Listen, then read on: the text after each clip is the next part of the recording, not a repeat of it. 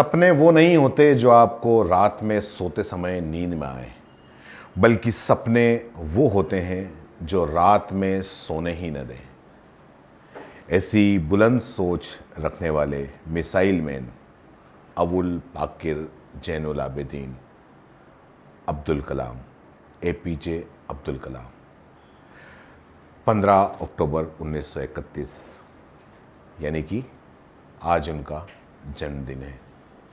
भारतीय missile programme के जनक कहे जाते हैं एपीजे अब्दुल कलाम।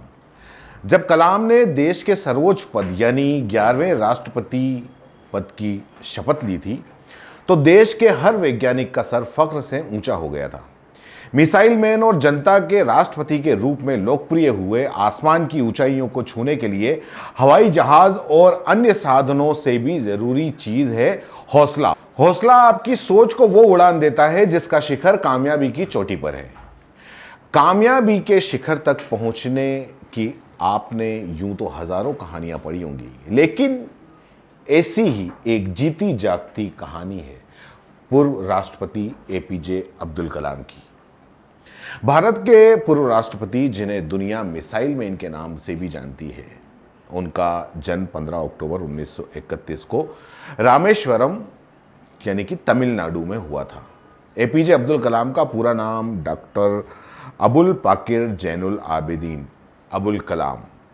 अबुल कलाम अपने परिवार में काफ़ी लाडले थे, लेकिन उनका परिवार छोटी बड़ी मुश्किलों से हमेशा ही जूझता रहता था। उन्हें बचपन में ही अपनी जिम्मेदारियों का एहसास हो गया था। उस वक्त उनके घर में बिजली नहीं हुआ करती थी और वे केरोसिन तेल का दीपक जलाकर पढ़ाई करते थे। अब्दुल कलाम मदरसे में पढ़ने के बाद सुबह रामेश्वरम के रेलवे स्टेशन पर बस अड्डे पर जाकर समाचार पत्र एकत्र करते थे। अब्दुल कलाम अखबार लेने के बाद रामेश्वरम की सड़कों पर दौड़ दौड़ कर सबसे पहले उसका वितरण करते थे। बचपन में ही आत्मनिर्भर बनने की तरफ उनका ये पहला कदम रहा। कलाम जब मात्र 19 वर्ष के थे तब द्वितीय विश्व युद्ध की विभीषिका को उन्होंने भी महसूस किया था। युद्ध की आग रामेश्वरम के द्वार तक पहुंच गई थी। इन परिस्थितियों में भोजन सहित सभी आवश्यक वस्तुओं का अभाव था। कलाम एरोस्पेस टेक्नोलॉजी में आए तो इसके पीछे उनकी 5वीं कक्षा के अध्यापक सुब्रमण्यम अय्यर की प्रेरणा जरूर रही थी। 1962 में वे भारतीय अंतर्राष्ट्रीय अनुसंधान संगठन के में आए और डॉक्टर अब्दुल कलाम को प्रोजेक्ट डायरेक्टर के रूप में भारत का पहला स्वदेशी उपग्रह SL तृतीय प्रक्षेपास्त्र बनाने का श्रेय हासिल है। अब्दुल कलाम भारत के मिसाइल कार्यक्रम के जनक माने जाते हैं। उन्होंने 20 साल तक भारतीय अंतरिक्ष शोध संगठन यानी कि इसरो में काम किया और करीब इतने ही साल तक रक्षा शोध और विकास संगठन यानी कि DRDO में भी काम किया। वे 10 साल तक DRDO के अध्यक्ष रहे। साथ ही उन्होंने रक्षा मंत्री के वैज्ञानिक सलाहकार की भूमिका भी निभाई। उन्होंने अग्नि और पृथ्वी जैसी मिसाइलों को स्वदेशी तकनीक से बनाया था। कलाम एक ऐसे राष्ट्रपति हुए कि जिन्हें जनता का राष्ट्रपति कहा जाता है और राष्ट्रपति के पद पर रहते हुए ऐसे कई किस्से हैं जिन्हें सुनकर, जिन्हें पढ़कर दिल से उनको सलाम करने को जी चाहता है। कुछ किस्से हम आपको बताएंगे।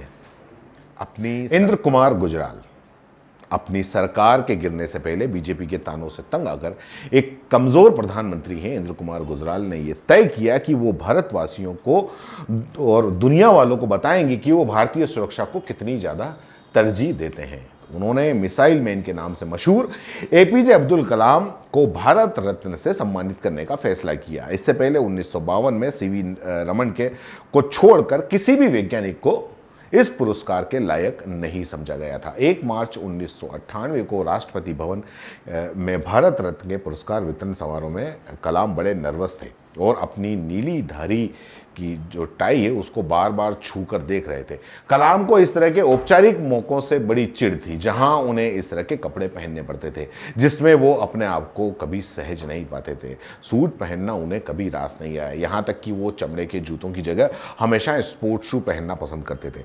भारत रत्न का सम्मान ग्रहण करने के बाद उन्हें सबसे पहले बधाई देने वालों में एक थे और वो थे अटल बिहारी वाजपेयी।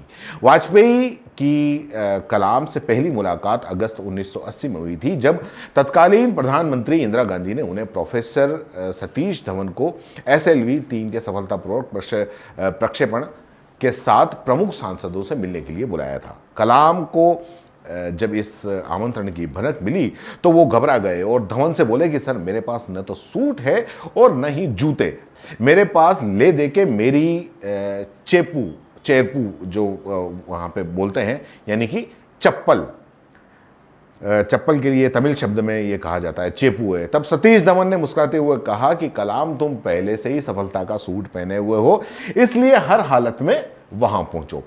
मशहूर पत्रकार राज चेंगोपा ने अपनी किताब वेपन्स ऑफ पीस में लिखते हैं कि उस बैठक में जब इंदिरा गांधी ने कलाम का अटल बिहारी वाजपेयी से परिचय कराया तो उन्होंने कलाम से हाथ मिलाने के बजाय उन्हें गले लगा लिया। यह देखते ही इंदिरा गांधी शरारती ढंग से मुस्कुराई और उन्होंने वाजपेयी की चुटकी लेते हुए कहा, अटल जी, लेकिन कलाम तो मुसलमान है। तब वाजपेयी ने जवाब दिया, जी हां, लेकिन वो पहले भारतीय हैं और एक महान वैज्ञानिक हैं।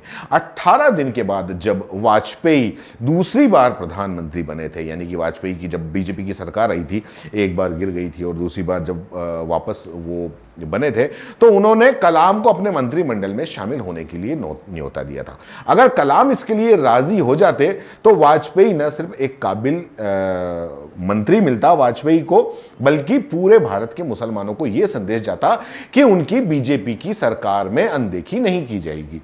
कलाम ने इस प्रस्ताव को पूरा एक दिन विचार किया।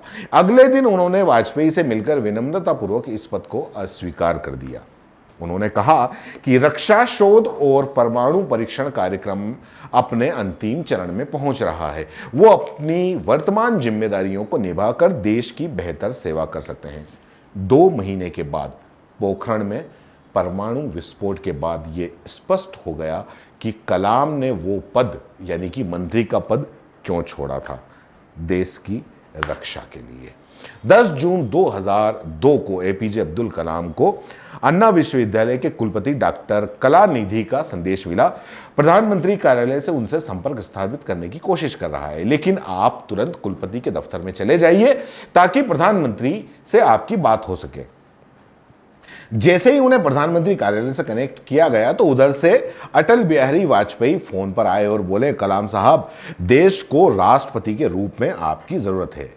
कलाम ने वाजपेयी को धन्यवाद दिया और कहा कि इस पेशकश पर विचार करने के लिए मुझे 1 घंटे का समय चाहिए। अगर किसी को राष्ट्रपति पद का ऑफर मिले और प्रधानमंत्री की तरफ से, तो उसकी खुशी का क्या ठिकाना होगा, वो तुरंत हाँ कह दे। लेकिन यहां पर भी कलाम ने क्या कहा कि मुझे 1 घंटे का समय चाहिए। वाजपेयी क्योंकि कलाम साहब को जानते थे, तो उन्होंने अगला शब्द क्या कहा, उन्होंने कहा कि आप समय जरूर लीजिए, लेकिन मुझे आपसे हां चाहिए, ना नहीं।